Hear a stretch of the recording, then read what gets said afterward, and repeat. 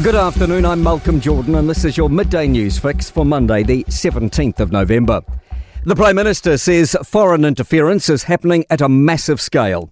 Australia's spy chief, Mike Burgess, has accused Chinese-sponsored hackers of attempting to infiltrate their critical infrastructure and has warned they now face a threat of high-impact sabotage. He referenced Salt Typhoon, which saw Chinese-sponsored hackers penetrate the US telecommunications network for a strategic spying operation. Chris Luxon told Mike Hosking, "We've been too complacent." We are doing everything we can to make sure we toughen up our defences. You're seeing us get sensitive about the Cook Islands because we have security and intelligence responsibilities there. Police say it's too early to determine the cause of a fatal house fire in Manawatu, Sanson. A man and 3 children died in the blaze on Saturday, with investigators still looking for the body of one of the children in the wreckage. The father's death has been referred to the coroner.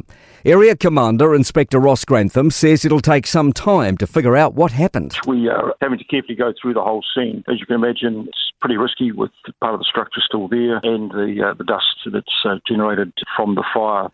Many New Zealand schools and early childhood centres have been forced to close today for urgent asbestos testing. It comes after last week's recall of a number of kinetic sand products. MB says anyone who has those sand products at home should also stop using them immediately and get in touch with their council for advice about safe disposal.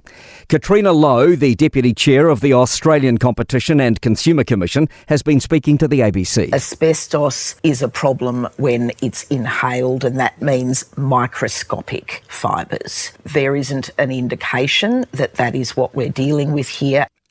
The Police Minister says his priority is delivering on government's promises over the Jevon McSkimming scandal. An Inspector General of Police is being established after an IPCA report found senior officials failed to act on sex allegations against the then Deputy Police Commissioner. It says executive leaders prosecuted a woman for harassment without investigating her serious complaints. Minister Mark Mitchell says work's already underway to enact the report's 19 recommendations. I know this has rocked the nation, and it's absolutely right because of the behaviour. That behaviour does not reflect 99.9% of our frontline police officers, non-sworn or sworn. Police have charged a 57-year-old woman with murder after the death of a man in Kaitaia yesterday. Police are continuing their search today for a man who went missing in a boat off the Whangarei coast on Friday. Their boat and the body of another person were found on Saturday. One person has died following a single-car crash in Ngaruawahia, north of Hamilton. Emergency services were called to the scene about 8 p.m.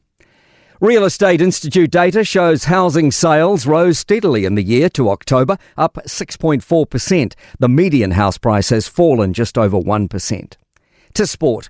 Henry Nicholls has been called into the Black Caps as cover for Daryl Mitchell ahead of Wednesday's second one-day cricket international against the West Indies at Napier. Mitchell's getting scans on his groin. Yannick Sinner has clinched the season-ending ATP tennis men's singles title in Turin, beating Carlos Alcaraz in straight sets.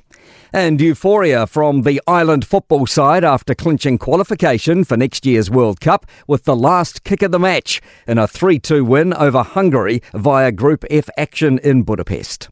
I'm Malcolm Jordan. That's your latest news fix. We'll be back with the next update at 5 p.m. from the Newstalk ZB newsroom.